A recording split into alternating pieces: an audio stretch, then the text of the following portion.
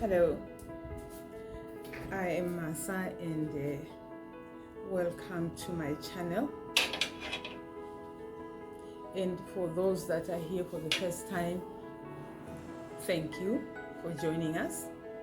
Those that are returning, thank you. Forgive me for that one. Today, I want to speak about when you retire solo. In other words, you are retiring and it's just you. That is like me, for instance. I've been spending a lot of time studying others who have retired. And I come up with all sorts of things. There's a whole group of people that have retired solo, and they're, trying all sorts of things to actually live comfortably for the rest of the. It's not trending, because trending is like it only started now. It's not new. Let me just say it's a phenomenon, which is actually more, been, very common with millennials. But when you retire, because there are no longer any children you're looking after, you are more like you're a millennial yourself.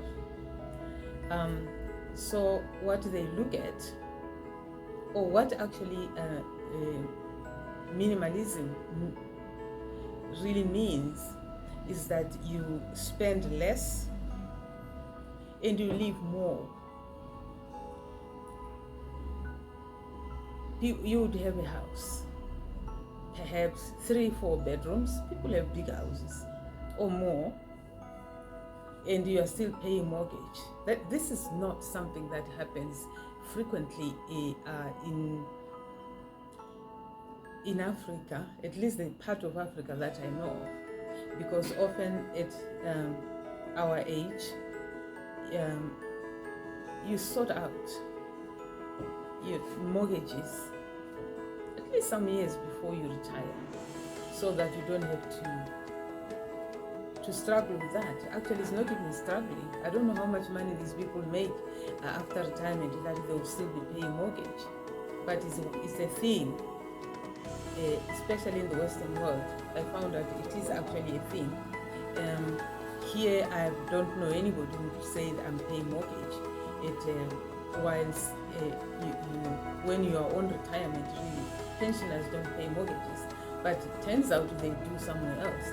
So what they do with the houses, the comfortable big houses that they've been living in, like millennials, they sell the house and buy a small one, often really very small, but make it comfortable also. How you make it comfortable is they really reduce the number of things that they have and that they don't need. You see the t-shirt I'm wearing? I like it very much, but I look like a hobo when I'm wearing it, but only when I'm at home and nobody is there to actually say, what are you doing, what are you wearing? When I'm on my own, I live alone. So you now start to look at your closet. It's not something I'm saying I'm practicing. I'm actually intrigued by it. You look at your closet, it's full of all these clothes that you accumulated through all your working life. I've worked for more than 35 years myself. Now, all these clothes, do I really need them? They can fit from the big closet. They can move from the big closet into a small, a relatively small one. So you start looking at that and get rid of those things, whether you sell them or not. Here I'm talking comfort. It's not about making money out of those clothes, but it's really about being comfortable in a small place. And you look at your kitchen. If you had a huge kitchen or a big kitchen, I look around these things. When I read about this, minimalism, I actually went around my kitchen and also actually started opening these drawers. I see a lot of things in there. I'm like, do I really need this? If the answer is yes, I would keep it. That is if I were to practice it. What I don't need, you give to your children if they need those things. Or if you can sell them, then you sell them. I don't have, things that I'm going to sell, but I've been looking at my kitchen. Thank God, I think I've been living relatively like a minimalist, not exactly though, for a long time. Actually, I've never lived in a big house, but I make it comfortable also. I don't like clutter. So decluttering is one of those things that would make you comfortable in a small space. And a lot of these solo retirees or solo pensioners, they do that. They really downsize, because what would you do with a house with several bedrooms if it's just you there? So I guess it would make sense to downsize. So I've been intrigued by that, really. And what it leaves you doing, let me now address the part of then you live more. Living more would encompass or include things like traveling, if you want to travel, because on retiring doesn't mean I'm going to stay in my house day in and day out. I'm just in my house and travel.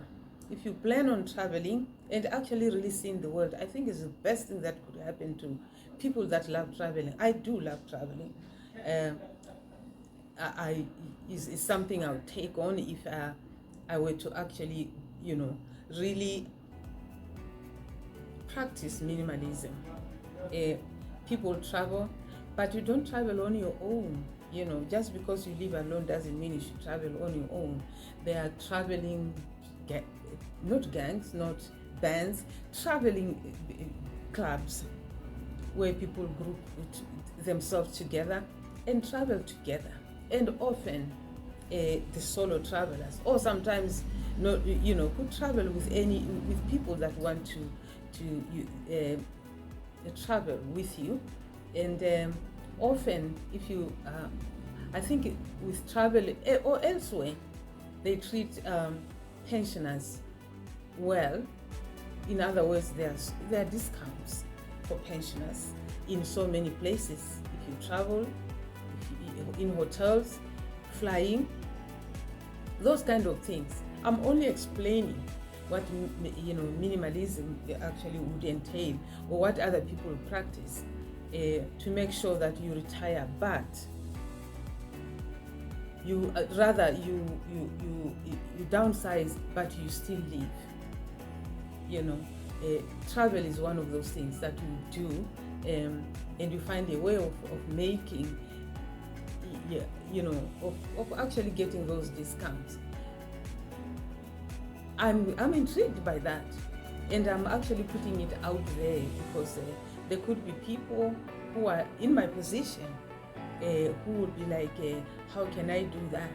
All I'm saying is, there is, people are doing that. They really downsize, and yet they still live. Because, and now, remember, people live to be really old.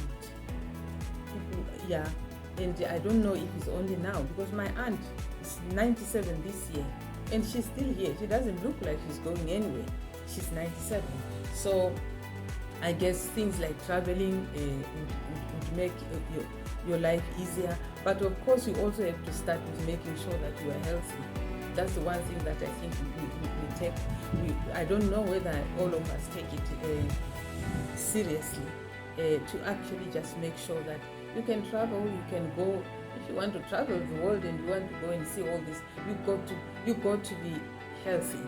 So I'm just introducing especially minimalism today, and I'm targeting people like me who are solo pensioners, solo retirees. That there are things that you can do actually to enjoy your life, to enjoy your retirement. So today is all about minimalism, and I'm going to ask that if you have other contributions you can make to this video, you could make comments on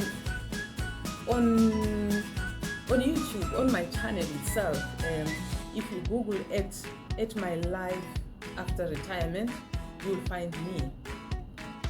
Yeah, my name is Masa, like I said.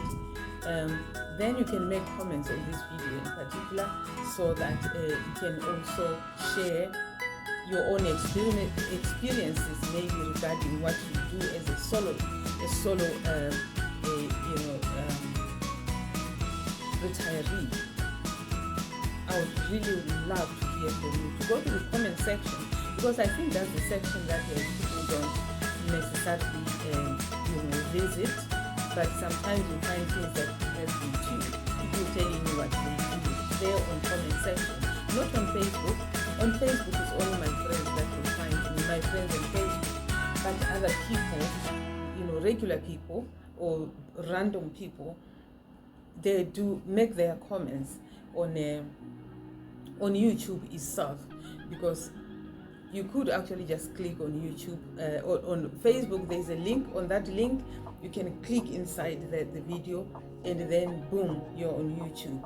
You go there, you make comments, you subscribe. There is no cost to it to subscribing. You just hit the button. That's all that you do. Oh my God, there's a mosquito. Go to forgive me. That's all that you do. Then of course notification there, so that you receive notifications each time there is a video, a new video coming up. So I want to thank you for coming back, and I want to thank you if you are new for watching, and I am hoping that you are coming back next for my next videos. Thank you. Bye for now.